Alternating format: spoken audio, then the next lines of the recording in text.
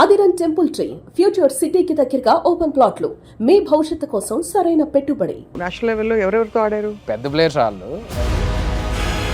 అంటే ఆ ఏజ్ సర్కిల్లో ఆడారు. ఈ never thought of pursuing tennis more seriously ఆ తర్వాత? ఇండియా స్పోర్ట్స్లో వెరీ బిహైండ్. స్పోర్ట్స్లో మీరు ఒలింపిక్స్ చూసుకోండి, where is India? I think it stopped after Sania తర్వాత. ఫుట్బాల్ ఫాలోవర్స్కి సచిన్ టెండూల్కర్ కూడా ఎవరో తెలియదు. If you go to Germany, what relative to Sachin Tendulkar? Reality ఏం చేశారు బిగినింగ్ లో యూకేకి వెళ్ళిన కొత్తలో? ఎనార్మస్ హార్డ్ వర్క్ అండి. ఎందుకంటే నాకు ఆ టైంలో చేశారా చాలా ఇన్సిడెంట్స్. మీరు డిప్యూటీ మేయర్ గా ఎన్నిక అవ్వడానికి ఆ ప్రాసెస్ ఏంటి? వీళ్ళు సభ్యత్వం రావడమే చాలా కష్టం అని విన్నాను. క్యాండిడేచర్ అవ్వటం అనేది చాలా కష్టం. మీరు హిస్టరీ కొన్ని జరుగుతాయి, ఆఫీస్ ఉంటుంది, పర్మిషన్స్ ఉండాలన్నిటి. ఉండాలి కంపల్సరీ. మీరు ఎప్పుడైనా రాయల్ ఫ్యామిలీని కలిసారా? మా దాంట్లోనే ఉంటారు. అదే కలుస్తూ ఉంటారా? అక్కడ ప్రోటోకాల్స్ ఎలా ఉంటాయి? ప్రోటోకాల్ అంటే క్వీన్ విక్టోరియా పుట్టారు అసలు అందులోనే ఉండేవారు. Welcome to Suman TV. A very inspiring story ఇప్పుడు రాబోతున్న స్టోరీ అనమాట. Life is like a box of chocolates, you never know what you get అంటారు. అంటే మనకి జీవితం ముందు ఎలాంటి డెస్టినీ ఎక్కడ తీసుకెళ్తుందో చెప్పలేము. అందుకే మనకి ఇక్కడ భీమవరంలో పుట్టి హైదరాబాద్లో పెరిగిన ఒక అబ్బాయి, ఒక కుర్రవాడు యూకే దాకా వెళ్ళి అక్కడ లండన్లో ద రిచెస్ట్ కౌంటీకి డెప్యూటీ మేయర్గా, అంటే రాజకీయాల్లో రాణిస్తూ మన అబ్బాయి ఎలెక్ట్ అయ్యి అక్కడ చక్కటి జీవితం ఏర్పరచుకుని ఇది తెలుగోడి సత్తా అని చాటి చూపిస్తున్నారు. ఆయనే ఉదయ్ గారు. Deputy mayor Uday is right now here with us. ఆయనతో మాట్లాడబోతున్నాం. ఉదయ్ గారు, వెల్కమ్ టు సుమన్ టీవీ. నమస్కారం. Or I should say welcome to Suman TV. అంతేనా? మన అచ్చ తెలుగులో మాట్లాడుకోవచ్చు. అచ్చ తెలుగు. ముందుగా స్వప్న గారు నన్ను ఇన్వైట్ చేసినందుకు, అట్లా సుమన్ గారికి, సుమన్ టీవీకి, సుమన్ టీవీ ప్రేక్షకులకి we are so proud of you అండి. It's my pleasure to be here. Thank you. అసలు మీ గురించి కొంత విన్నాను నేను యాక్చువల్లీ. బట్ ఒక్కొక్కటి ఒక జీవితంలో ఇన్ని ఉంటాయా అని అనిపించింది అనమాట. అలా అనిపించింది. మీరు పుట్టింది భీమవరంలో, కరెక్ట్. తర్వాత నిజాం కాలేజ్లో పెరిగారు. సో బట్ అక్కడ దాకా లండన్ దాకా వెళ్ళడం. మీరు చాలా ఒక ఆరితేరిన టెన్నిస్ ప్లేయర్, క్రికెట్ కూడా అద్భుతంగా ఆడతారు, నేషనల్స్ దాకా టెన్నిస్ ఆడారు. ఇంకా నేను ఏమనాలో అర్థం కావట్లేదు. ఇప్పుడు రాజకీయాలు రాణిస్తున్నారు, అక్కడ మీ బిజినెస్ కూడా మీకుంది. అది సో లెట్స్ స్టార్ట్. ఎక్కడి నుంచి మొదలు పెడదాం? మీరు how did you actually land up into tennis first of all? అంటే నేను పుట్టింది భీమవరం, వెస్ట్ గోదావరి. అయితే మా ఫాదర్ అంటే ప్రోత్సహించారు లైక్ స్పోర్ట్స్లో. సో చిన్నప్పుడు రాంబాబు సార్ అని, అలాగే చలపతిరావు గారు అని, ఆయన టెన్నిస్ వన్ ఆఫ్ ద, అంటే భీమవరంలో చిన్న టౌన్ అయినా సరే టెన్నిస్ కోచింగ్ ఉండేది. సో అట్లా టెన్నిస్ జాయిన్ అయ్యాను. అంటే మీకు చిన్నప్పుడు టెన్నిస్ చాలా పాపులర్ స్పోర్ట్ అండి, ఇండియా చాలా ఎలీట్ స్పోర్ట్ అది యాక్చువల్గా. ఇండియన్స్లో చాలా ఫ్యాన్ ఫాలోయింగ్ అన్నీ ఉండేది.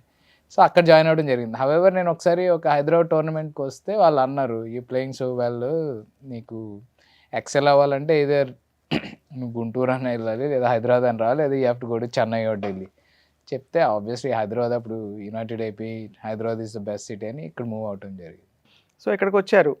వచ్చి మరి టెన్నిస్ని ఎట్లా కంటిన్యూ చేస్తారు? సీరియస్ టెన్నిస్ ఇళ్లలో ఉండాలంటే చాలా కష్టం. నేను మా బావేల ఇంట్లో ఉండి I used to play at LB stadium అనమాట. ఎలాగంటే మీరు ఆడడం మొదలెట్టారా? అంటే చిన్నప్పుడు ఆల్రెడీ నేను ట్రైన్ అయ్యాయి కదా.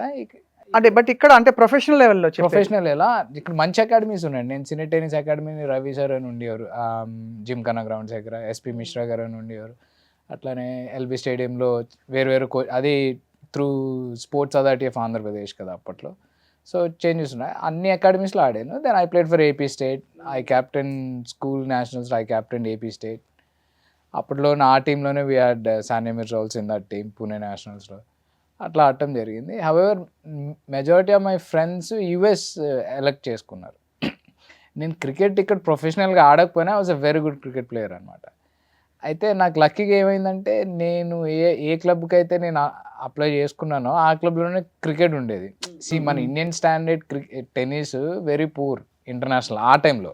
ఇప్పుడు మేబీ కొంచెం బాగానే ఇంప్రూవ్ అయింది కానీ, but cricket is very high standard అనమాట. సో నాకు కలిసి వచ్చింది ఏంటంటే, నేను టెన్నిస్ క్రికెట్ ఒకే క్లబ్ కాడ యూకేలో క్లబ్ టెన్నిస్ క్లబ్ ఉండేది, అక్కడ ఆడానమాట. సో దాంతో ఫస్ట్ టైం అయితే నా ఓన్గా వెళ్ళాను. బట్ దెన్ దే ఎవెన్చువలీ వాళ్ళు ఏం చేశారంటే దే స్పాన్సర్డ్ మీ అనమాట. అట్లా 2-3 సమ్మర్స్ ఆడటం జరిగింది. తర్వాత నాకు గుడ్ స్కాలర్షిప్ వచ్చింది, మాస్టర్ స్కాలర్షిప్. అది అట్లా అనమాట. సో అట్లా వెళ్ళడం జరిగింది. సో మీరు నేషనల్ లెవెల్లో ఎవరెవరితో ఆడారు? అంటే మాకు పెద్దగా స్పోర్ట్స్ నాలెడ్జ్ నాకైతే వీక్ కానీ. అంటే ఇప్పుడు నేను విఘ్నేష్ అని, విష్ణు అని, ఇంకా విఘ్నేష్ డిఆర్సి కిరణ్ అని వీళ్ళంతా ఉండేవారు. పెద్ద పెద్ద ప్లేయర్స్ వాళ్ళు. Eventually Vishnu played for India also. అంటే విష్ణు నాకు జూనియర్ అన్నా కానీ బట్ నేను అంటే ఆ ఏజ్ సర్కిల్లో ఆడాను. ఆడారు and you never thought of pursuing tennis more seriously ఆ తర్వాత? చేసానండి. బట్ అంటే చిన్నప్పుడు కూడా మాకు మన ఇండియా వెరీ స్పోర్ట్స్లో వెరీ బిహైండ్. ఇన్ఫ్రాస్ట్రక్చర్ ఉండదు, మాకు ఫుడ్ గురించి నాలెడ్జ్ ఉండదు. ఫర్ ఎగ్జాంపుల్ ఆ టైంలో 30 to 40 grams of protein food తినాలి. మేమేంటి గడ్డి తినేవాళ్ళం, కార్బ్స్ ఇవన్నీ నాకు తెలియదు తెలియదు కాబట్టి అదే అవేర్నెస్ లేదు. కోచ్ అట్లా చెప్పేవారు కాదు. యూరోపియన్ అమెరికన్స్లో ఆల్రెడీ అడ్వాన్స్ వాళ్ళు. సో దాంతో ఏంటంటే కొంచెం you have to build your personality, muscle build చేయాలి అన్నీ అవి ఉండేది కాదు. అట్లీస్ట్ కొన్ని ప్లేయర్స్ అట్లీస్ట్ ఇంటర్నేషనల్ లెవెల్ కూడా ఐఎమ్ గ్రేట్ఫుల్. ఎందుకంటే స్పోర్ట్స్లో మీరు ఒలింపిక్స్ చూసుకోండి, వేర్ ఈజ్ ఇండియా? టాప్ 10 ఎకానమీస్లో మీరు Japan, right from US, Japan, Germany, UK అన్నీ చూసుకోండి. వాళ్ళు ఎన్ని మెడల్స్ వస్తాయి, మనకి ఎన్ని మెడల్స్ వస్తాయి, దాంతో తెలిసిపోతుంది. అంటే వేరే కొన్ని స్పోర్ట్స్ లో మనం ఇప్పుడు రాణిస్తున్నాం కదా, వెయిట్ లిఫ్టింగ్ కొన్ని కేటగిరీస్ మనవి ఉన్నాయండి. But I think, world standard కి వెళ్ళలే. Tennis and badminton. Don't you think that we made a mark ఇప్పుడు over the last 10 years? I think badminton badminton tennis ఇంకా I think it stopped after Sania తర్వాత. అంత doubles లో number 1 కానీ we are never in the top cream layer, top goat layer ఆ type లో లేవు. So cricket obviously ఉన్నదండి, but cricket is not an international sport. మీరు చూసుకుంటే ఇన్ఫ్యాక్ట్ యూకేలో 2 మేజర్ స్పోర్ట్స్ ఉన్నాయి, football and cricket. Apart from cricket followers తప్పించి football ఫాలోవర్స్కి Sachin Tendulkar కూడా ఎవరో తెలియదు. మనం అనుకుంటాం, మనం అదే రియాలిటీ అది అక్కడ. Correct. If you go to Germany, వాళ్ళకి what relative to Sachin Tendulkar, అసలు క్రికెట్ ఉన్నా అన్నది కూడా ఎవరికి తెలియదు కొంతమంది. So cricket is a Commonwealth sport technically. It's British empire sport as opposed to global sport. So but did you ever think మీరు యూకేలో ఇప్పుడున్న పరిస్థితుల్లో మీరు మీ కౌన్సిల్ పేరు is Chelsea and Kensington and Chelsea, royal borough అనేది it's stature because monarchy family existence ఉంది కాబట్టి రాయల్ బరో కౌన్సిల్ కి మీరు డెప్యూటీ మేయర్ అవుతారని అసలు డిడ్ యూ ఈవెన్ ఇమాజిన్? చిన్నప్పుడు నిజాం కాలేజ్ ఫ్రెండ్స్ తో తిరుగుతున్నప్పుడు లేదా భీమవరంలో తిరిగి ఎప్పుడు భీమవరంలో మీ పేరెంట్స్ ఏంటి షాక్ అయ్యారా, సర్ప్రైజ్ అయ్యారా, సంతోషపడ్డారా? మాటలు అంటే ఆ గ్రాడ్యువల్ గా జరిగినా కూడా ఒక్కసారి మీరు అనౌన్స్ అయినప్పుడు they must be so proud of you. Unless they verify online అవి ఫేక్ అని చెప్పారు. అందరు గూగుల్ చేసి చూడండి ఆయన అచీవ్మెంట్స్ ఏంటో. ఉదయ్ అరేటి పూర్తి పేరు.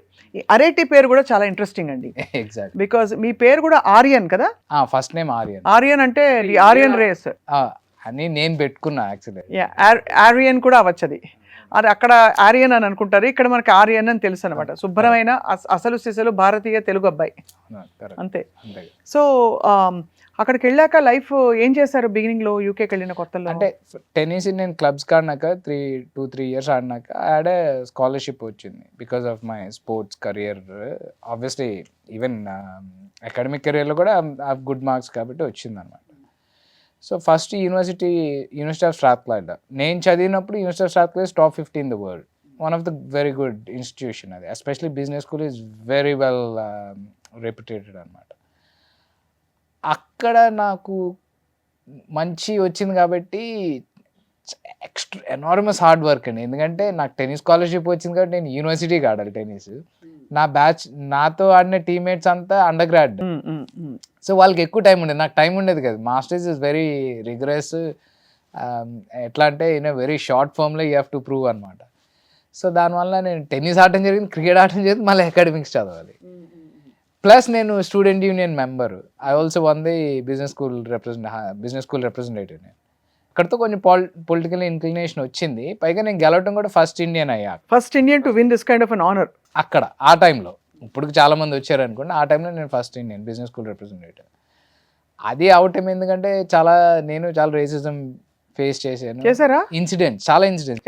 ఎలా ఉంటుంది చెప్పండి అసలు. ఇవన్నీ వింటాము, ఎక్కడో ఒక దాడో కాల్పో జరిగినప్పుడు కొంచెం దాన్ని యాంప్లిఫై అయ్యి మీడియాలో చూపిస్తారు, కానీ how do you actually feel that ఆ రేసిజం అన్నది అలాంటి ప్లేస్లో నిలదొక్కుని మీరు నెగ్గు కూడా రావడం అంటే పెద్ద విషయం. రేసిజం ప్రతి దేశంలో ఉంటుందండి, కొంచెం సటల్ రేసిజం ఎక్కువ ఉంటుంది ఆ టైంలో. ఇప్పుడు కొంచెం హిస్టారికల్గా మీడియా ప్రెసెన్స్, డిజిటల్ ప్రెసెన్స్ లేదు, ఫుట్ ప్రింట్స్ లేదు. సో ఎవరేం ఇప్పుడు ఇప్పుడు మన భారత బ్రిటిష్ హిస్టరీ చూసుకుని ఉంటే వెస్టర్నర్స్ ఒక స్టోరీ చెప్తారు, బట్ మనకు తెలిసి ఏం జరిగిందో అవును. తెలుసు కదా. ఎందుకు మనం ప్రూవ్ చేయలేం? Because there is no digital presence. మీరు ప్రూవ్ చేయడానికి మీకు ఏదో సోర్స్ ఉండాలి కదా. ఇప్పుడు అంటే అన్ని సోర్స్లు ఉన్నాయి, అంతే కదా. మీరు ఎవరైనా క్రిటిసైజ్ చేశారంటే సోర్స్ ఉన్నది. ఇప్పుడు అప్పుడు లేదు కాబట్టి వెస్టర్న్ వాళ్ళు వచ్చిన ఫార్ములా, వాళ్ళు చేసిన నరేషన్ బట్టే హిస్టరీ నడుస్తుంది. అందుకే హిస్టరీలో కూడా the winners makes the history no matter what. మీరు అది గెలవటం ట్రూత్ఫుల్గా గెలిచారా, ఎథికల్గా గెలిచారా అనేది ఎవడు చూడండి. దాట్స్ విన్నర్స్ మేక్స్ హిస్టరీ అంటారు. వరల్డ్ వార్ 2లో ఎవరు గెలిచారు తెలుసు మీకు. సో అట్లా నరేషన్. సో రేసిజం వెరీ సటిల్గా జరుగుతుందండి. అంటే కొన్ని ఇన్సిడెంట్స్ ఎట్లా ఉంటాయంటే, ఫర్ ఎగ్జాంపుల్ నాకేమన్నా ఇష్యూ వచ్చినప్పుడు నేను రిపోర్ట్ చేసినప్పుడు దాన్ని తీసుకునేవారు కాదు. వెళ్ళి అడిగి చేస్తే నీకు అపాయింట్మెంట్ లేదు, నువ్వు తర్వాత రా, ఇట్లా అప్రోచ్ కావద్దు, మీరు ముందు అప్రోచ్ ఎట్లా అని మీరు నేర్చుకోవాలి, కొంచెం కల్చరల్ డిఫరెన్స్ ఉంది, ఇట్లా అనిపించింది. అంటే నాకు లేట్గా తెలిసింది. సి మీకు మోస్ట్ ఆఫ్ ద యూరోపియన్స్ ఎట్లా ఉంటుందంటే సోషలీ రేసిజం ఉండదండి. మీకు అంటే కలిసినప్పుడు బాగానే ఉంటారు. దట్ ఈస్ సోషల్ ఇంటరాక్షన్లో మీకు కనబడదు. అందుకే చాలామంది లండన్ వచ్చినప్పుడు చాలా ఎగ్జైట్ అయిపోతారు, వాట్ ఏ కంట్రీ ఇదేదని ఎగ్జైట్ అయిపోతారు. జాబ్స్ రావు, ఎందుకు రావన్నప్పుడు వాళ్ళకి తెలుస్తుంది అనమాట. ఓహో, సో అది కూడా అలా అలా మీరు విక్టిమ్గా కానీ, విక్టిమ్ అని అనలేం కానీ, బట్ ఓకే రేసిజం ఫేస్ చేసిన ఇన్సిడెన్షియల్ విక్టిమ్ అనేది. అదే, but what was the point? అదే ఇప్పుడు నేను చెప్తున్నాను కదా, కొన్ని ఇష్యూస్ నేను రేస్ చేయడం జరిగింది. అదే బోర్డు వాళ్ళు పిలిచి మీరు రేస్ చేయండి, యువర్ ద హౌస్ రిప్రజెంటేటివ్ అంటారు. రేస్ చేసినప్పుడేమో దానికి సొల్యూషన్ ఉండేది కాదు. అక్కడ సో అది వెనక నుంచి మీకు తెలిసేది, లోపల నుంచి తెలిసేది మీకు దట్ కొంచెం వీళ్ళు పక్కన పెడుతున్నారని. విండో షాపింగ్ ఉండేది, కొంచెం లిప్ సర్వీస్ ఉండేది, కానీ రియల్ రెజల్యూషన్ సర్వీస్ ఉండేది కాదు. అది ఇంకా చాలా అండి. బస్ మీద వెళ్ళినప్పుడు పక్కన కూర్చుంటే లేచి వెళ్ళిపోయారు ఫర్ ఎగ్జాంపుల్.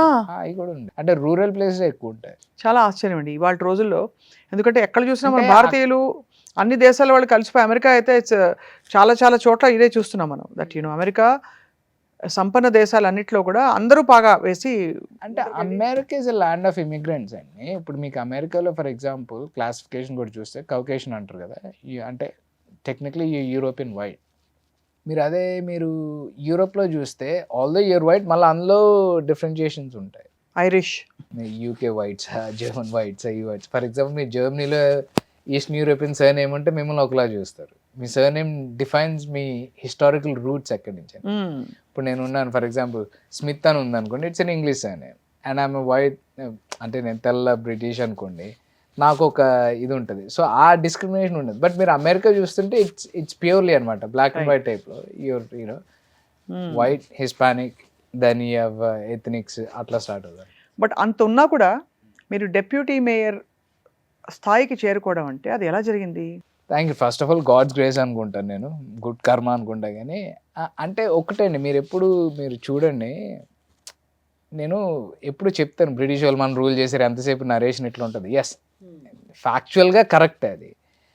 బట్ మీరు చావా సినిమా చూసినట్లయితే సంభాజీ మహారాజ్ని వెన్నుపోటు పొడిచింది పేష్వార్ వాళ్ళ సొంత తాలూకా. ఎవరు అంటే మీరు వెన్నుపోటు ఎందుకు పొడిచారు అంటే హిందూయిజం డిస్ట్రాయ్ చేసుకున్న ముస్లిం వాళ్ళతో మీరు ఎలా చేస్తారు. ఇంకా దానికన్నా వెన్నుపోటు అంటే దౌర్భాగ్యం అంటారు, ఏమంటారు, దురదృష్టం ఇంకేమైనా ఉంటుందా? సో ఇప్పుడు నన్ను డిప్యూటీ మేయర్ చేసింది కూడా బ్రిటిష్ వైట్స్. అదే వాళ్ళ సపోర్ట్తో చేసింది. వాళ్ళు దిల్ ఖుష్తో చేశారు, నన్ను ఏదో లిప్ సర్వీస్ అట్లాగా సంతోషంగా చేశారు. బికాస్ ఐఎమ్ క్రెడిబుల్, ఎలిజిబుల్ అని చెప్పి వాళ్ళు చేశారు నన్ను. నాకు ఎంత హిస్టారికల్ ఎంత రేసిజం నేను ఫీల్ అయినా వాళ్ళే నన్ను సపోర్ట్ చేశారు. సో ప్రతి కంట్రీలో, ప్రతి దేశంలో, ప్రతి ప్రాంతంలో ఉంటారండి, మంచోళ్ళు ఉంటారు, చెడువులు ఉంటారు. అదే కదా. ఇప్పుడు నేను హిస్టారికల్గా మనల్ని రూల్ చేశారంటే ఎందుకు, మనలో యూనిటీ లేకపోవడంతోనే మీరు స్పేస్ ఇచ్చారు కదా, లేకపోతే స్పేస్ ఎక్కడ ఉండేది అంటున్నారు. బ్రిటిష్ వాళ్ళు రావడం అనేది అంతే. బ్రిటిష్ వాళ్ళు ఈవెన్ అరబ్స్ వచ్చినప్పుడు స్పేస్ ఇవ్వడంతోనే జరిగింది. That is all fair enough. But I'm saying మీరు డెప్యూటీ మేయర్గా ఎన్నిక అవ్వడానికి ఆ ప్రాసెస్ ఏంటి? ముందు మీరు కన్జర్వేటివ్ పార్టీలో మీరు సభ్యులయ్యారు. దానిలో సభ్యత్వం రావడమే చాలా కష్టం అని విన్నాను. సభ్యత్వం ఈజీనండి. అంటే అక్కడ ఒక పార్టీలో జాయిన్ అవ్వటం వెట్టింగ్ జరుగుతుంది. ఫర్ ఎగ్జాంపుల్ మీరు కన్జర్వేటివ్ పార్టీలో జాయిన్ అవ్వాలనుకున్నాం, మీరు అప్లై చేస్తారు, అప్లికేషన్ పెడతారు. ప్రతి పార్టీలోని సబ్స్క్రిప్షన్ ఫీ ఉంటుంది, అది కడితే సరిపోతుంది. కాదు వెయిటింగ్ చేస్తారు, మీరు హిస్టరీ కొన్ని జరుగుతాయి, ఆఫీస్ ఉంటుంది, ఆడిట్ జరిగి చేస్తారు. అది ఈజీ సభ్యత్వం. కానీ ఆ పార్టీలో మీరు క్యాండిడేట్ని సభ్యత్వం అంటారా? క్యాండిడేచర్ అవ్వటం అనేది చాలా కష్టం. ఎస్పెషల్లీ కన్జర్వేటివ్ పార్టీలో చాలా కష్టం. ఎందుకంటే లోకల్ బాగా నాటుకుపోయిన లిబరల్స్ లా ఉంటారు వాళ్ళు, ఉండరు. అమెరికాలో రిపబ్లికన్స్ లాగా. మెరిటోక్రసీ పార్టీ మీరు చూస్తే, నేను ఇక్కడ చాలా మంది మన ఇండియన్స్ కూడా లేబర్ పార్టీ మెంబర్స్ ఉన్నారు, కౌన్సిలర్స్ ఉన్నారు. ఇప్పుడు రీసెంట్గా కొంతమంది పార్లమెంట్ కంటెస్ట్ చేసిన వాళ్ళు ఉన్నారు. వాళ్ళకే నేనేమి కంపేర్ చేయట్లే, కానీ మీరు ప్రొఫైల్స్ ఆఫ్ కన్జర్వేటివ్ పార్టీ చూసుకుంటే చాలా క్యాలిబరు, హైలీ ఇంటెలెక్చువల్, మెరిటోక్రసీ చాలా ఉంటారు. సో కన్జర్వేటివ్ పార్టీలో చాలా కష్టం. అలా అని చెప్పి రాదని నేను అన్నాను. ఎందుకంటే 90% ఆఫ్ ది ఇండియన్ డయాస్పోరా యూకేలో ఉన్నవాళ్ళు కన్జర్వేటివ్ పార్టీకి సపోర్ట్ చేస్తారు. ఎందుకంటే హిస్టారికల్గా మనకు అంత ఫేవరిజం లేకపోయినా ప్రజెంట్ అండ్ ఫ్యూచర్ జనరేషన్లో మన వాల్యూస్కి వెరీ క్లోజ్ అనమాట కన్జర్వేటివ్ పార్టీ. ఇప్పుడు కన్జర్వేటివ్ పార్టీ వాల్యూస్ చూసుకోండి, ఫ్రీ ట్రేడ్ ఎకానమీ, ఎక్కువ గవర్నమెంట్ కంట్రోల్ ఉండొద్దు, లో ట్యాక్స్, ఫేరర్ ట్యాక్స్, లో tax and farer tax. Okay, farer tax is very important, ఆ వర్డ్ లో tax, farer tax, pro business, pro entrepreneur mind set. Okay, protection of state ఒకటి. మీరు అట్లనే మీరు స్మాల్ గవర్నెన్స్. ఇప్పుడు నేను ఈ మధ్య మీడియాలో చూస్తున్నా, Hyderabad expansion biggest civic body అన్నాడు. బిగ్గెస్ట్ సివిక్ బాడీ అయితే ఎవరికి కావాలండి? జనాలు మెయిన్ అవుతుందా లేదా? ఫర్ ఎగ్జాంపుల్ నేను కాంటెక్స్ట్ చూసుకుంటే Hyderabad is twice as big as Hyderabad.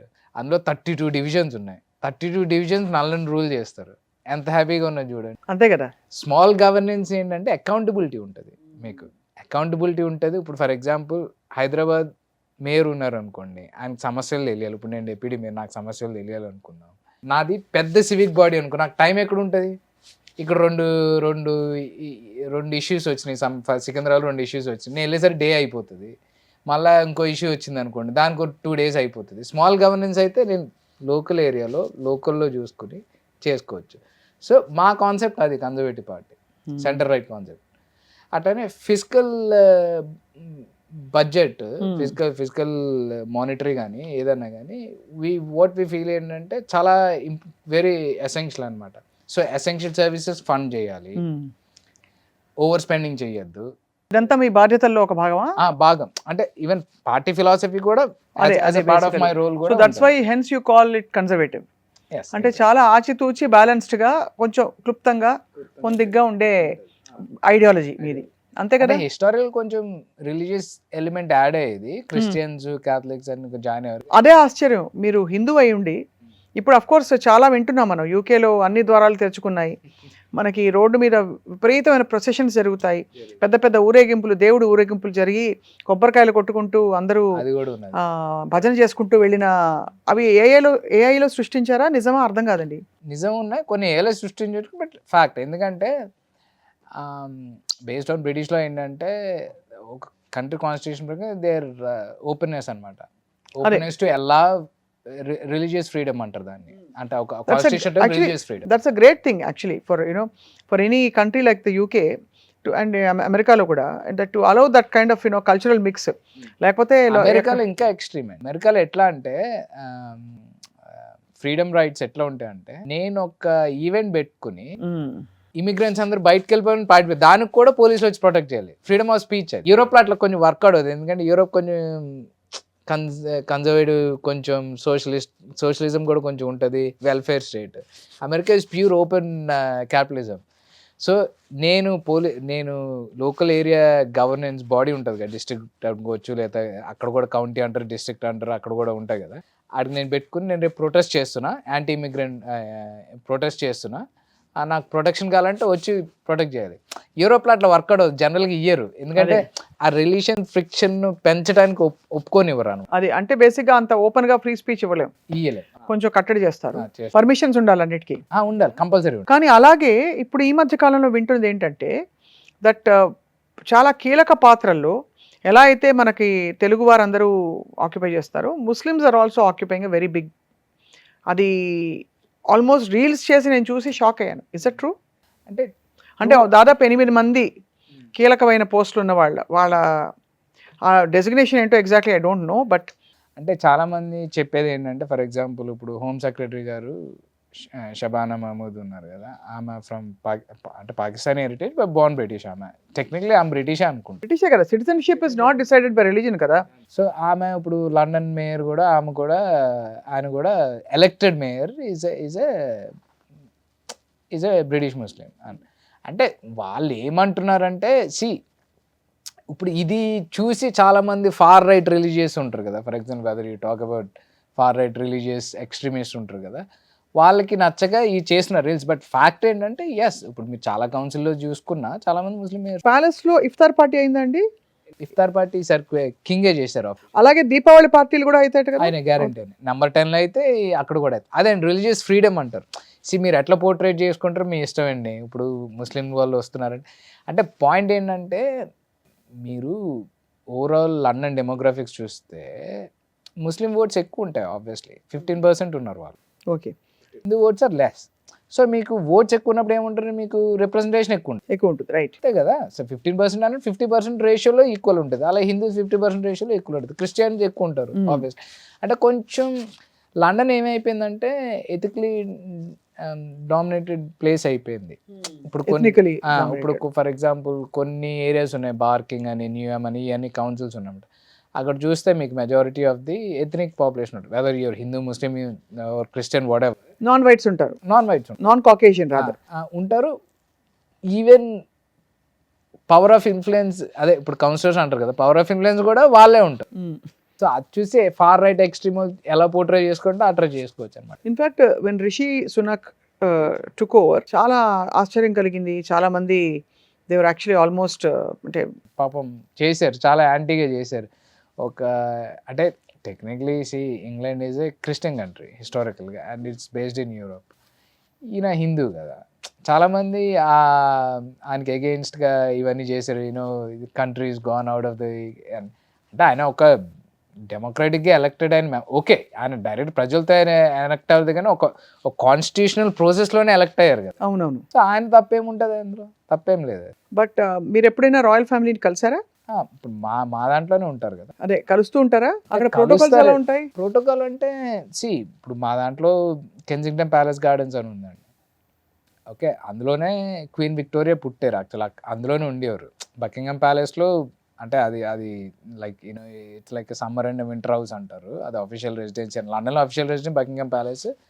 దాన్ని మీరు విన్సర్ వెళ్తే అక్కడ ఒక అఫీషియల్ రెసిడెన్సీ అనమాట. కెన్సింగ్టన్ ప్యాలెస్ వచ్చి ఇప్పుడు ప్రిన్స్ విలియం అండ్ కేట్ ఉంటారు కదా, వాళ్ళు ఉంటారు అనమాట. అంటే నెక్స్ట్ లైన్ ఆఫ్ థ్రోన్ ఎవరు ఉంటారో వాళ్ళు ఉంటారు. అందుకని రాయల్ బారో అని వచ్చింది, క్వీన్ విక్టోరియా పుట్టారు కదా. వాళ్ళు మాకు మీటింగ్స్ జరుగుతూనే ఉంటాయి. అంటే మీటింగ్ అయినప్పుడు ఎలాగ, what is the protocol? You have to protocol అంటే I heard that you have to kneel down and అలాంటివి ఉంటాయి, లేకపోతే జస్ట్ షేక్ హ్యాండ్స్? అంటే depends on the context and the event అండి. అఫీషియల్ ఈవెంట్ అన్నప్పుడు you have to do it. మీకు ఏమైనా uniform ఉంటుందా? నాకు ఉంటుంది. అంటే టక్సిడోనా? టక్సిడో కాదు, గౌన్స్ అంటారు. నాకు రెడ్ గౌన్ ఉంటుంది. Majority of the mayors red gowns ఉంటాయి.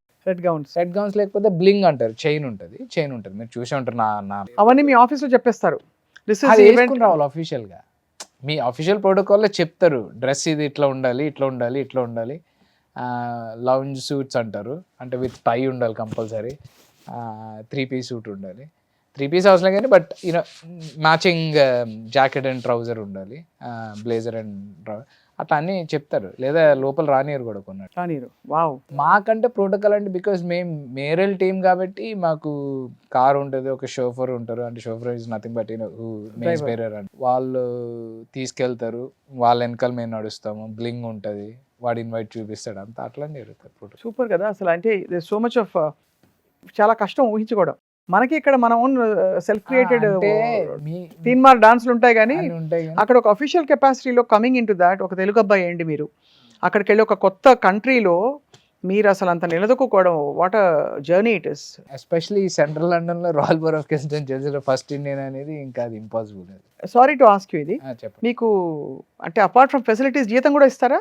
అంటే they call something called expenses అండి. మేము పనిచేసే టైం పెడుతున్నాం కాబట్టి, రైట్, ఈ పర్సనల్ టైం పెడుతున్నాం because you're elected, moral duty ఉంది కదా మీకు. మీ రెసిడెన్స్ సర్వ్ చేయడానికి మీకు ఒక మోరల్ డ్యూటీ ఉంది.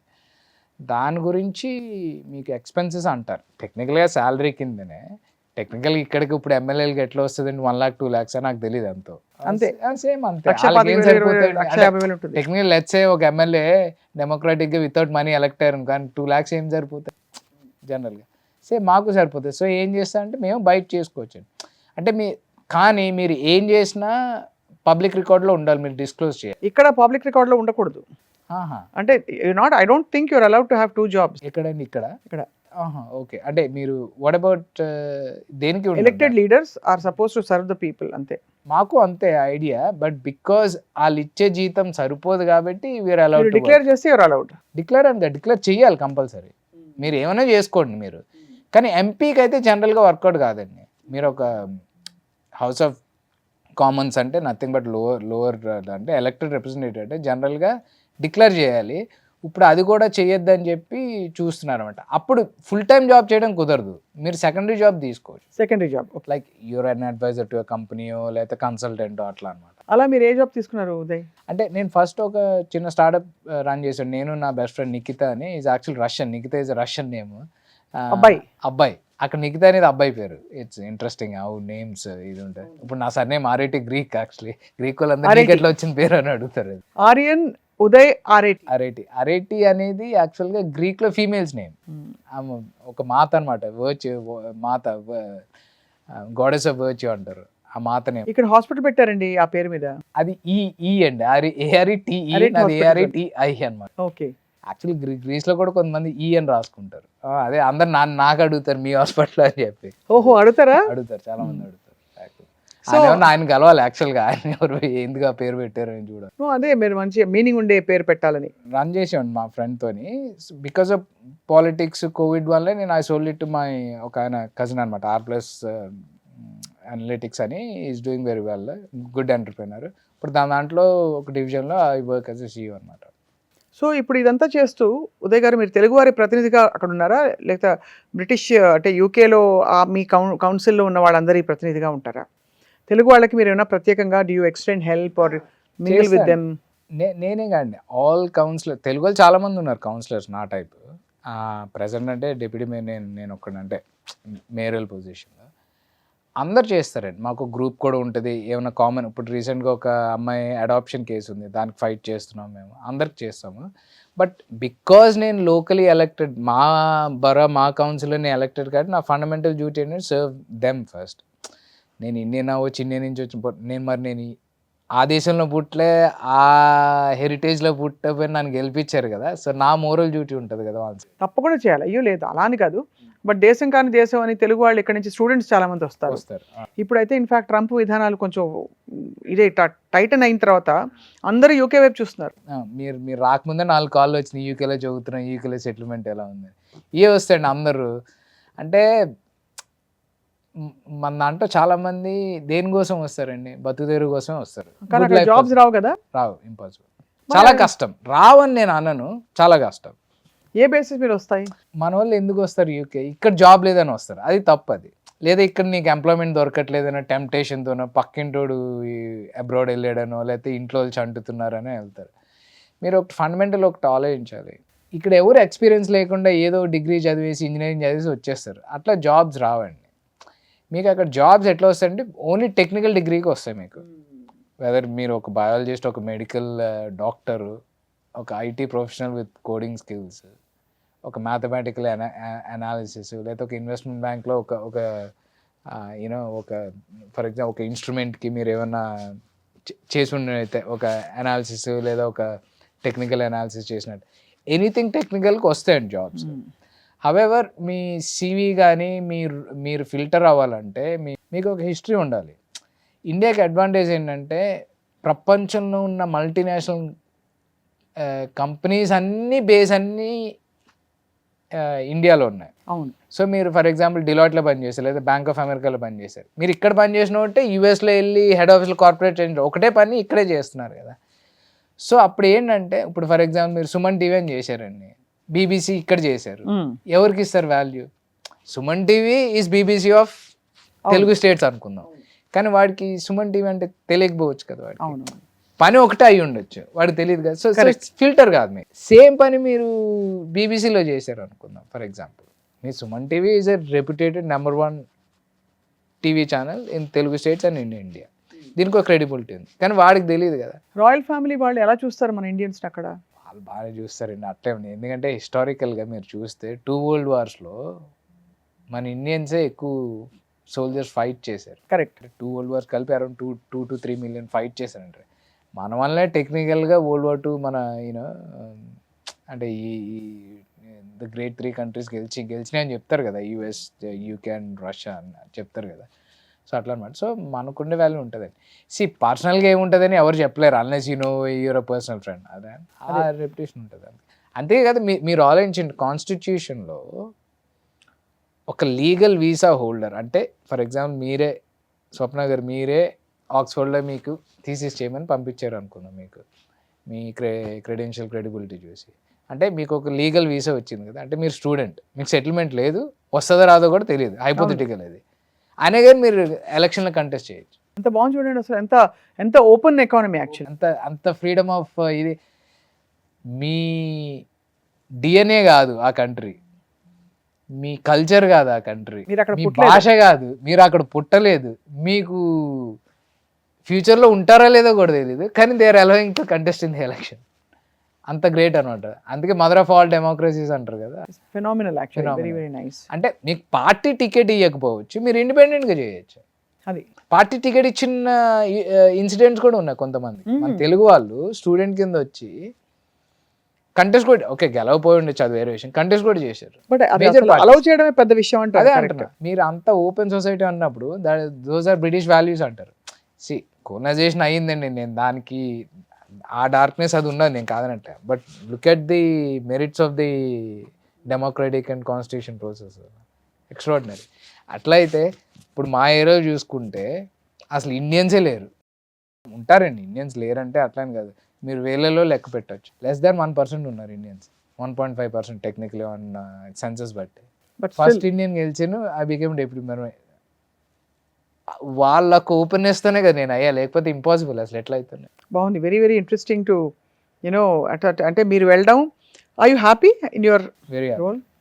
అంటే నిజంగా ప్రజల సేవ చేస్తున్నానని ఆ ఫీలింగ్ ఆ ఫీలింగ్ లో ఉన్నారు. రోజు పొద్దున ఎన్నింటికి వెళ్తారు ఆఫీస్కి? ఎక్కువ వెళ్ళవండి టౌన్ హాల్కి.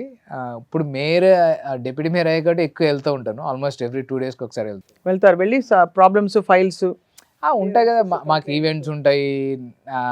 ఇప్పుడు నేను ప్లానింగ్ లైసెన్సింగ్లో ఉన్నాను, అందులో ఇంటరాక్షన్ ఉంటుంది. నేను ఒక అంటే కమిటీస్ అంటారు అనమాట, ఎన్వైర్మెంట్స్ కమిటీ, హెల్త్ కమిటీ ఇవి ఉంటాయి. నేను ఎన్వైర్మెంట్స్లో ఉంటాను. సో ఆబ్వియస్లీ ఇష్యూస్ జరుగుతూ ఉంటాయి కదా, లోకల్ ఇష్యూస్ చేయాలి, ట్రాన్స్పోర్ట్ ఇష్యూస్, ఈ ఇష్యూస్ ఆ ఇష్యూస్ అన్నీ ఉంటాయి. చాలా బాగుంది, వెరీ వెరీ నైస్. సో మీ గ్రోత్ కర్వ్ ఎట్లా ఉంటుంది ఇప్పుడు ఇక్కడ నుంచి? After deputy mayor what you become? ఎన్ని ఇయర్స్ టర్మ్ అండి ఇది? సో కౌన్సిలర్ వచ్చి ఇక ఈవెన్ ఈ కాన్స్టిట్యూషన్లో ఇది కూడా టాప్ అండి. అక్కడ ఇట్స్ ఎ సెంట్రలైజ్డ్ కంట్రీ అండి. Delhi is a capital, London is a capital like Delhi లాగా. ఎంపీస్ అక్కడికి వెళ్తారు. ఇంగ్లాండ్లో does no concept of MLAs. కౌన్సిలర్లే ఎమ్మెల్యేతో equal. If you're a county councillor, metropolitan councillor అయితే మీరు ఎమ్మెల్యేతో ఈక్వల్. మీకే ఎగ్జిక్యూటివ్ పవర్ ఉంటుంది, మీకే చెక్ పవర్ అంటారు. అంటే మేము అప్రూవ్ చేస్తాం, లిటరల్ సైన్ ఏం చేయం. మేము ఒక ఫండ్ అప్రూవ్ చేయాలంటే మేము అప్రూవ్ చేస్తాం. దాన్ని బట్టి ఆఫీసర్స్ నథింగ్ బట్ ఈ సివిల్ ఆఫీసర్స్ అంటారు కదా, వాళ్ళే they will release the funds ఇవన్నీ. అట్లా నేషనల్ ఎవరైతే ఢిల్లీ, లండన్కి వెళ్తారో వాళ్ళు 5 years టర్మ్. లోకల్ ఎవరు వెళ్తారో వాళ్ళు 4 years టర్మ్. అంటే ఇక్కడ కూడా ద ప్రిన్సిపల్ ఎందుకు ఆ డిఫరెన్స్ అంటే ఏమంటారంటే ఎసెన్షియల్ సర్వీసెస్, స్ట్రాటజికల్ సర్వీస్. ఇప్పుడు డిఫెన్స్ ఉన్నది అనుకోండి, డైలీ యుద్ధం రాదు. అవును, ఇండియన్ అది స్ట్రాటజిక్, అది లాంగ్ టర్మ్. అది ట్యాక్స్ ఉన్నది అనుకోండి, అది లాంగ్ టర్మ్. ఎవ్రీడే ఆపరేషనల్గా కొంచెం ఎఫెక్ట్ ఉన్నా tax is a long term. ఇది then talk about import export ఉన్నది అనుకోండి, అది ఇమీడియట్ రోజు మార్చలేరు కదా, ఇంపోర్ట్ ట్యాక్స్ రోజు మార్చలేరు కదా మీరు, అది స్ట్రాటజీ. ఎసెన్షియల్ సర్వీసెస్ అంటే చూడండి, మీ రోడ్డు, లైసెన్స్లు, మీ ప్లానింగ్, అదే మీ బిల్లింగ్, ఇవన్నీ ఎసెన్షియల్ సర్వీస్. మీ హెల్త్, ఇవన్నీ essential services. Police for example, ఇవన్నీ ఎసెన్షియల్ సర్వీసెస్ అన్నీ మీ జీవనానికి కావాలి కాబట్టి 5 years is a long term.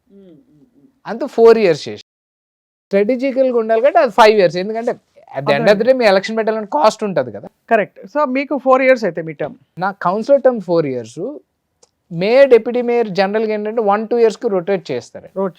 ఎందుకు చేస్తారంటే అది కూడా గుడ్ కాన్సెప్ట్. మా కౌన్సిలర్ రోల్లోనే మాకు ఎగ్జిక్యూటివ్ పవర్ ఉంటుంది. ఈ మేయర్ డెప్యూటీ మేయర్ ఇది సివిక్ రోల్, అంటే మీరు head, you represent the borough, whether అది కమిటీ అనుకోవచ్చు, కౌన్సిల్ మీటింగ్ అనుకోవచ్చు, ఏదన్నా. టూ మచ్ హెక్టిక్ ఉంటుందండి. ఫర్ ఎగ్జాంపుల్ రోజుకి 5-6 ఈవెంట్స్ ఉంటాయి మాకు, ప్రోటోకాల్ ఈవెంట్స్. ఎట్లా అంటే ఇంకా టైం దొరకదు అనమాట. మీరు మీరు పార్టీకి మీరు పని చేయలేరు, మీ పర్సనల్ పని చేయలేరు. కాబట్టి ఏం చెప్తారంటే జనరల్గా ఎవ్రీ ఇయర్కి మెయిన్ రొటేట్ చేస్తారు, ఒక్కొక్కసారి 2 ఎక్స్టెండ్ చేస్తారు. అండ్ ఇప్పుడు ఫర్ ఎగ్జాంపుల్ స్వప్న గారు మీరు ఎలిజిబుల్ మేయర్ అనుకుందాం, నెక్స్ట్ లో ఒక పాపులర్ లీడర్ ఉంటారు బట్ ఇన్ఎలిజిబుల్ అనుకుందాం, ఆయనకి ఇవ్వాలనుకోండి ఫర్ ఎగ్జాంపుల్, రైట్, ఇష్టపడరు కదా జనాలు, అప్పుడు మిమ్మల్ని సెకండ్ ఇయర్ కూడా చేస్తారు అనమాట. అట్లా so mayor deputy mayor 1 year, so ఇది అయినాక నాకు already mayor chance. So will become a mayor in the next 4 yearsలో, నెక్స్ట్ ఎలక్షన్. సో మీరు మాలాంటి తెలుగు ప్రజలకు ఏమేమి చేస్తారబ్బా? తెలుగు ప్రజలు అంటే అక్కడ ఏం చేయమంటారు చెప్పండి. అక్కడ ఇప్పుడు చాలా మంది తెలుగు ప్రజలకి ఇమిగ్రేషన్ ఇష్యూ వచ్చినా ఇది వచ్చినా we speak to MPs and minister.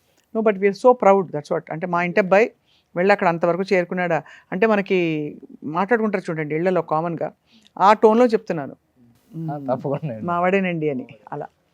So Uday మీరేమనుకోకపోతే చెప్పండి. మీరు మోస్ట్ ఎలిజిబుల్ బ్యాచులర్ అని విన్నాను. అని అనుకోవచ్చు మీరు, బట్ ఎలిజిబుల్ బ్యాచులర్ ఏముందిలేండి, Prabhas is the most eligible Telugu bachelor నాకు తెలుసు. ఆయన ప్రభాస్ తర్వాత మీరే. నేను కాదులేండి, ఇంకా చాలా మంది ఉన్నారులే. కానీ అమ్మవాళ్ళు చూస్తున్నారా మీరు? అమ్మవాళ్ళు వచ్చారా యూకేకి? చాలా చాలా వచ్చారు. వచ్చి అంటే మీ థాట్ అంతా చూసారా? ఇది నేను డిప్యూటీ మేయర్ అయినప్పుడు రాలేదు, బట్ ఎందుకంటే ఫాదర్కి సర్జరీ అయింది అనమాట. బట్ వస్తారండి, వస్తారు, చూపించాలి వాడికి పట్టంట. అలాగే ఇక్కడ ఇండియా వచ్చి ఎన్ని రోజులకి ఒకసారి వస్తారు ఇండియా మీరు? జనరల్గా ఇయర్కి ఒకసారి వస్తాయి. డెప్యూటీ మేయర్ కాబట్టి ఈసారి సెకండ్ టైం వచ్చాను అనమాట. సెకండ్ టైం చక్కగా వచ్చి ఇష్టమైన తినేసి వెళ్ళిపోతారా? తినేసి కొంచెం అంటే ఇంట్లో కూడా కొంచెం ప్రైడ్ ఉంటుంది, అందరూ శాలువాలు కప్పి మంచిగా బొకేలు ఇచ్చి మీకు. ఇంక ఇక్కడ అదే పరండి. ఊరంతా భీమవరం అంతా, భీమవరం మంటలు అయితే కత్తి, భీమవరం మంటలు బాగుంటాయి కదండి. చాలా బాగుంటాయి, ఎక్స్ట్రాడినరీ. బట్ అన్ఫార్చునేట్లీ నేను pure vegetarian, even vegan. So నేను you're vegan also. wow yeah I can relate with what you're saying. So చాలా భీమవరం వంటలు నాకు ఎందుకు వెజ్ బోల్డ్ చేసుకోవచ్చు, ములక్కాడ జీడిపప్పు ఎంత బాగుంటుంది, ప్రశాంతంగా ఉంటుంది. అక్కడ ఏంటి వంట మీరు స్వయం పాకమా? స్వయం పాకం. అక్కడ ఫుడ్ బయట తినాలని చాలా ఎక్స్పెన్సివ్. పార్టీ ఇక్కడ అందరూ బయట ఎందుకు తింటారంటే, అంటే మీరు మీ స్థాయి బట్టి మీరు వెళ్ళొచ్చు, 200 నుంచి 20,000 దాకా వెళ్ళొచ్చు. ఎగ్జాక్ట్లీ. అక్కడ అలా కాదు, అక్కడ ఉంటదండి. బట్ ఈవెన్ ఆ 200 మీరు కేటగిరీ ఏం చెప్పారు అది కూడా ఎక్స్పెన్సివ్ అన్నమాట. I heard each entree is like 20 pounds 18 pounds చాలా ఎక్స్పెన్సివ్, చాలా. అందుకే ఫుడ్ బయట తినరు. కూడా ఏంటంటే హెల్త్ కాన్షియస్ కూడా కాబట్టి ఇంట్లో తింటారు ఎక్కువ. అది. సో మీరైతే మీ రెజల్యూషన్స్ ఏంటి ఉదయ్? మీరు టెన్నిస్ ఆడారు, క్రికెట్ ఆడారు, చదువుకున్నారు, అక్కడికి వెళ్ళి రాజకీయాల్లో రాణించారు, స్టూడెంట్ లైఫ్ ఎక్స్పీరియన్స్ చేశారు, మీ ఓన్ ఒక కంపెనీలో ఒక వర్టికల్కి మీరు హెడ్గా ఉన్నారు. What is your all time ambition now next? Thanks అండి. అంటే నేను యూకే వెళ్ళినాక నా పర్సెప్షన్ చేయదు, ఎందుకంటే చిన్నప్పుడు ఉండేప్పుడు నేను ఎప్పుడు అబ్రాడ్ వెళ్ళాలనుకోలేదు. నేను చాలా ప్రైడ్, నేను చాలా యూనో నేషనలిస్ట్, యూనో నా దేశం అంటే నాకు ఇష్టం. ఇట్లా అక్కడికి వెళ్ళినాక యాక్చువల్గా అంటే సెన్సిబుల్ నేషనలిస్ట్ అంటారు చూసారా, అంటే సో యూర్ ఓపెన్నెస్ ఎక్కువ, ఓపెన్ టెంట్ అంటారు కదా, అదే ఆ మైండ్ సెట్లోకి వెళ్ళిపోయి. ఎందుకంటే నాలెడ్జ్ గెయినింగ్ వలన మీ పర్సెప్షన్ మారిపోతూ ఉంటుంది. ఒక 20 years బ్యాక్ అనుకున్న పర్సెప్షన్, అంటే perception is your knowledge and basically మీకున్న నాలెడ్జ్ మీ ఫ్రీక్వెన్సీ లెవెల్ బట్టి మీ పర్సెప్షన్ ఉంటుంది కదా.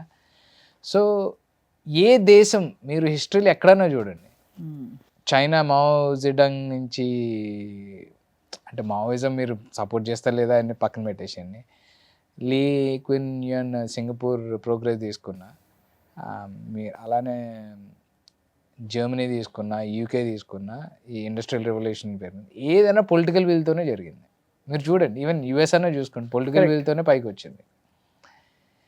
So good politics guarantee country. మీరు 2014 నుంచి చూడండి, నరేంద్ర మోడీ గారు వచ్చాక.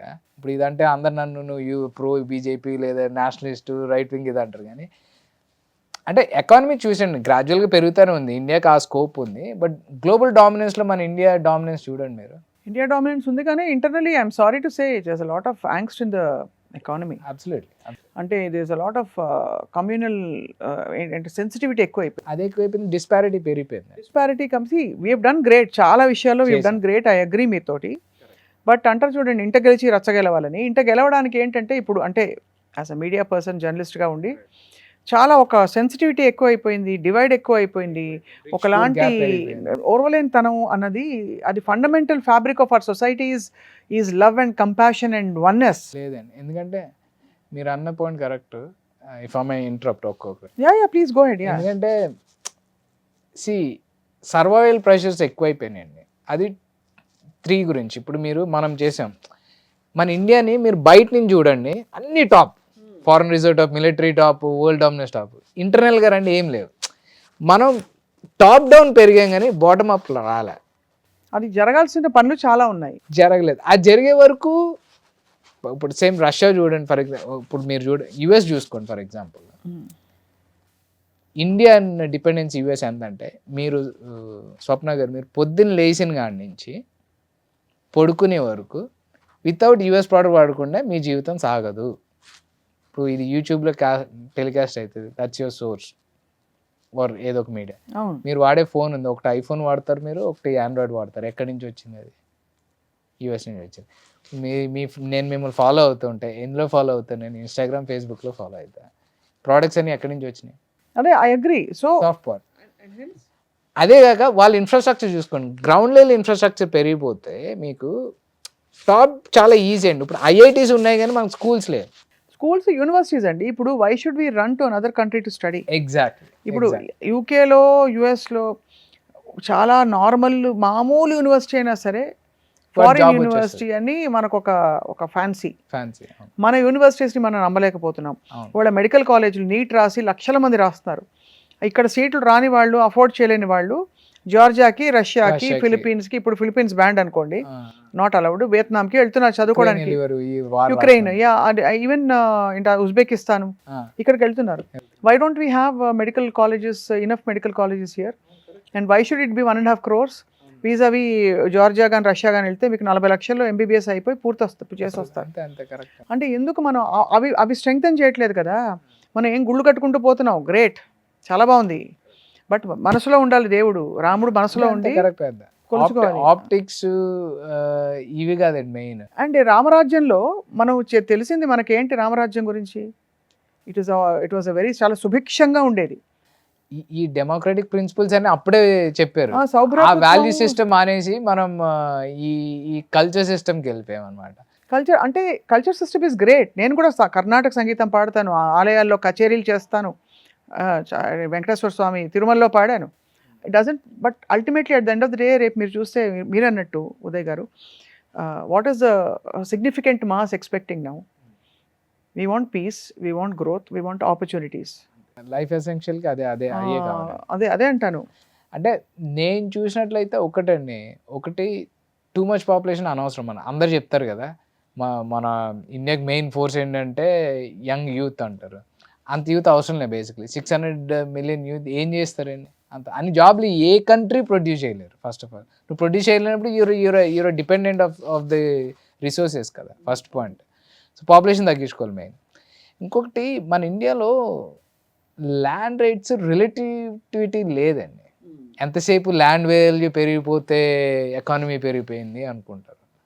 మీరు చూడండి, లండన్లో కొన్ని ఏరియాలు డిప్రైవ్డ్ ఏరియాస్ ఉన్నాయి. డిప్రైవ్డ్ ఏరియాస్లో ల్యాండ్ హౌస్ ప్రైస్ పెరిగినాయి. ఎక్కడా మీకు ఎకానమీ పెరిగిందని ఎక్కడ రాదు. అది ఓన్లీ ఇండియాలోనే వస్తుంది. మీకు ల్యాండ్ వాల్యూ పెరగడంతో అంటే వర్చువల్గా డిమాండ్ బట్టి పెరగచ్చు, బట్ మీ ఎర్నింగ్ పవర్, పొటెన్షియల్ పవర్తో పెరగలే మీకు ఆ రిలేటివిటీ లేదు. ఇప్పుడు మాకు ఒక ల్యాండ్ వాల్యూ ఇన్ఫ్లేట్ అయినప్పుడు ఇండెక్స్లు ఉంటాయి, inflation index, GDP influx, earning power ratio index, వీటితో పెరుగుతుంది. మీరు పెంచేస్తే మీకు బ్యాంక్ లోన్ ఇయ్యడు, ఏమి ఇయ్యడు, దాని వాల్యూ మట్టుకు అంతే ఉంటుంది. నువ్వు కొనుక్కోవచ్చు, అది వేరే విషయం. ఎందుకంటే everything start from land value పెరిగింది అనుకోండి, మీరు ఎక్కువ రెంట్ ఇస్తుంది, అంతే కదా. రెంట్ వచ్చినప్పుడు ఏమవుతుంది? యూ ఇంక్రీజ్ యువర్ ఎక్స్పెన్సెస్, అంతే కదా. మీ ప్రోడక్ట్ ఎక్స్పెన్స్ పెరుగుతుంది కదా. సో అది అంటే ఏంటంటే ల్యాండ్ వాల్యూ పెరగడం తప్ప ఆర్గానిక్గా పెరగాలి. కరెక్ట్. ఆర్గానిక్గా పెరగాలంటే ఎప్పుడు పెరుగుతుంది అండి? కన్జ్యూమర్కి ఆ పవర్ ఉన్నప్పుడే పెరుగుతుంది. ఆడు కొనుక్కునే కెపాసిటీ నడుపుతుంది. ఎంతమంది కొనుక్కోవాలి? మన దగ్గర 1.4 billion ఉన్నారండి. అసలు అంత పాపులేషన్లో ఇంపాసిబుల్. మీకు ఎంతమంది మనం ఎంతసేపు ఈ గ్రోత్ స్టోరీ చెప్తాం కానీ, ఇప్పుడు Hyderabad real estate growth story చెప్తాం కానీ 400 మిలియన్ పీపుల్కి అంటే the size of 80% of the European world తిండి లేదు. అదే కదా, వాడికి హైదరాబాద్ గ్రోత్ స్టోరీతో ఏం సంబంధం? Very true. వాడికి హైదరాబాద్ గ్రోత్ స్టోరీతో ఏం సంబంధం అంటున్నా. అంతే కదా. సో వాడికి యూట్యూబ్ ఛానల్ అంటే కూడా తెలియదు. సో మనం మీరు వ్యూస్ చూసినా, హైదరాబాద్ గ్రోత్ స్టోరీ వ్యూస్ చూసినా ఒక 1 మిలియన్ వ్యూస్ వచ్చింది కానీ ఎవరు వ్యూస్ చూస్తారు? ఎలిజిబుల్ పీపుల్ ఎవరు ఇంట్రెస్ట్ ఉంటే వాళ్ళే చూస్తారు.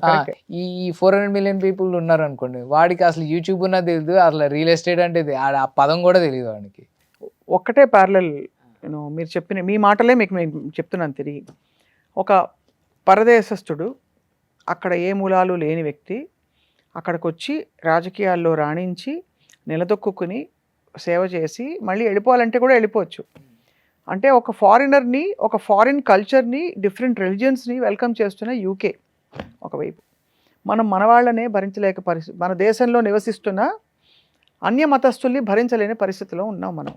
ఎందుకు అలాగా? దాన్ని ఏమంటారు? ఎందుకు సోషల్ మీడియా హేట్ అంత పెరిగిపోయింది? ఎందుకు ఆ వాతావరణం వచ్చింది చెప్పు. అంటే ఒకటి ఈవెన్ ఎంతసేపు పాలిటిక్స్ని బ్లేమ్ చేస్తాం కానండి, ఎంతమంది ఓటర్స్ నిజాయితీగా ఓటేస్తారు చెప్పండి. అదే మీరు అనేది రైటే, ఫండమెంటల్స్లో చాలా ప్రాబ్లమ్స్ ఉన్నాయి. కానీ నేను అనేది ఏంటంటే రిఫార్మ్స్ జరిగిన హ్యాపీ స్టోరీ ఒకవైపు, బట్ ఇది చక్కబెట్టుకోవాల్సిన అవసరం అప్పుడే కంప్లీట్ అవుతుంది స్టోరీ అంటున్నాను. అంటే ఇది నా వర్షన్ అండి, సో ఎవరి వర్షన్ అనుకుంటుంది. ఒకటి మనం వాల్యూ సిస్టమ్ మర్చిపోయాం. హిస్టారికల్గా మీరు ఒక రాజు, ఇప్పుడు మీరు హై అండ్ నాలెడ్జబుల్ పండిట్స్ ఉంటారు, మోస్ట్ ఆఫ్ దెమ్ బ్రాహ్మిన్స్, వాళ్ళు ఏం చెప్పారు, నాలెడ్జ్ ప్రొవైడ్ చేసేవారు జనాలకి. మన పర్పస్ ఆఫ్ లైఫ్ మర్చిపోయాం. ఇక్కడ నేను చూస్తాను కదా, ఎంతసేపు ఒకటే వస్తుందండి. మీ పర్పస్ ఆఫ్ లైఫ్ ఇక్కడ ఏంటి ఇండియాలో మీకు తెలిసి ఏంటి చెప్పండి? అంటే purpose of life in India అంటే వాట్ యు మీన్? అంటే జనరల్గా ఒక వ్యక్తి వచ్చాడు, purpose of life only to earn money. ఇక్కడ మీరు అదే వెస్ట్రన్కి వెళ్ళండి, ఆడు పీస్ఫుల్గా బతుకుదా అని చూస్తాడు. నాకు ఏం వద్దురా నాయన, నేను వచ్చిందంతా నేను పీస్ఫుల్ బతుకు. సో పర్పస్ ఆఫ్ లైఫ్ మన వాళ్ళు మానిటరీ దాంట్లోనే వెళ్ళిపోయారండి. వెళ్ళిపోయినప్పుడే ఇంక everything is irrelevant actually. So ఒకటి purpose of life value system మర్చిపోయినప్పుడే ఇట్లా జరుగుతుంది. But I think purpose of life చాలా మనకి భారతదేశ నేల మీద చెప్పబడిన చాలా గొప్ప విషయాలు ఉన్నాయి. ఆ విషయాలు ఇటు సంయమనం, మన వ్యక్తిగతంగా ప్రయాణం, ఆధ్యాత్మిక ప్రయాణం, లౌకిక విజయం, ఇవన్నీ కలగలిసి ఒక రిచ్ కల్చర్ అండి. ఒక చాలా పెద్ద సంపద ఉంది మన దగ్గర. దాన్ని అప్లికేషన్ లెవెల్లోకి తీసుకురావాలి. అప్పుడు కొంచెం అనవసరమైన పనికి మాలిన బ్యాచ్లు అందరూ పక్కకి వెళ్ళిపోతారు. సరైన అప్పుడు మోదీ గారి పాలన కావచ్చు, ఇంకా మంచి మంచి విషయాలు ఏవైతే ప్రపంచ పటంపై జరుగుతున్నాయో అవి బాగా బ్లాసమ్ అవుతాయి కదా. అంటే ఒకటండి, ఇప్పుడు కాన్స్టిట్యూషనల్ కరెక్ట్. ఫర్ ఎగ్జాంపుల్, మీరు సక్సెస్ఫుల్ ఎంటర్ప్రెన్యూర్స్ యూరోప్లో తీసుకోండి, ఓన్లీ ఇద్దరే అవ్వగలరు. ఒకటి నాలెడ్జ్ టాలెంట్ బేస్డ్, అంటే ఒక సైంటిస్ట్, ఏదో ఇప్పుడు డైసన్ ఇండస్ట్రీస్ ఉంది, ఆయన ఒక ఇంజనీర్, ఆయన ఈజ్ అ బిలియనియర్. ఒక టైంలో యూకేస్ రిచెస్ట్ పర్సన్ ఆయన డైసన్ అని ఇప్పుడు ఉంటుంది కదా, ఇప్పుడు కొత్తగా వస్తాయి కదా, డైసన్ హెయిర్ డ్రైయర్స్ ఉన్నాయి కదా, ఉన్నాయి కదా, జేమ్స్ డైసన్. ఆయన ఏం చేశారంటే, ఇది వరకు మీరు హూవింగ్ చేసినప్పుడు ఎయిర్ బ్యాగ్స్ ఉండే, దాన్ని ఆయన ఇంజనీరింగ్ స్కిల్స్తో ఎయిర్ బ్యాగ్స్ని తీసాడు.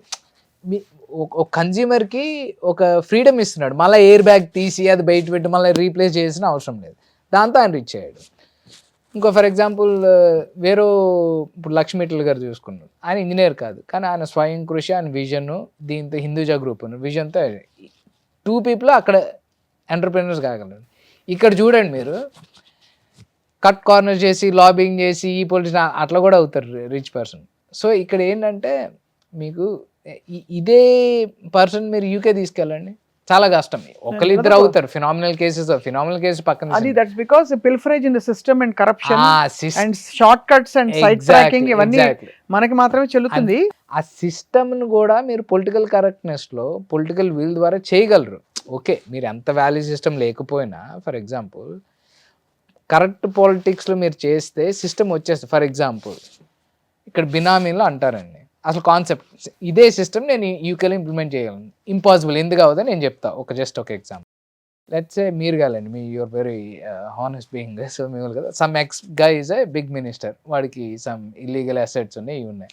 వాడు ఏం చేస్తాడు, ఒక బినామీ మీద పెడతాడు, నా పేరు మీద పెడతాడు అనుకున్నాను. యూకేలా కాదు, ఎందుకని నేను చెప్తాను. లెట్స్ సే ఈ గేమ్ మీ మనీ చేసి నేను ఎక్కడైనా ఇన్వెస్ట్ చేస్తాను కదా, అర్థమైంది. Either all buy a car or buy a house or something. వెళ్ళినప్పుడు నాకు కేవైసీ పాస్ కావాలి. కేవైసీలో నేను అడుగుతాడు, ఈ పైసలు నీకు ఎక్కడి నుంచి వచ్చినాయి? ఆ రూల్స్ ఇక్కడ ఉన్నాయి మహాప్రభు, ఉన్నాయి. అసలు నీకు అది లేకుండా అసలు అవ్వదండి మీకు. ఆ రూల్స్ ఇక్కడ ఉన్నాయి కాబట్టే, అవి పాటించట్లేదు కాబట్టే, నల్లధనం బాగా నిండిపోయింది కాబట్టే డిమానిటైజేషన్ లాంటి ఒక ఢామ్ లాంటి ఒక విప్లవం తీసుకొచ్చారు మన సెంట్రల్ గవర్నమెంట్ అప్పుడు.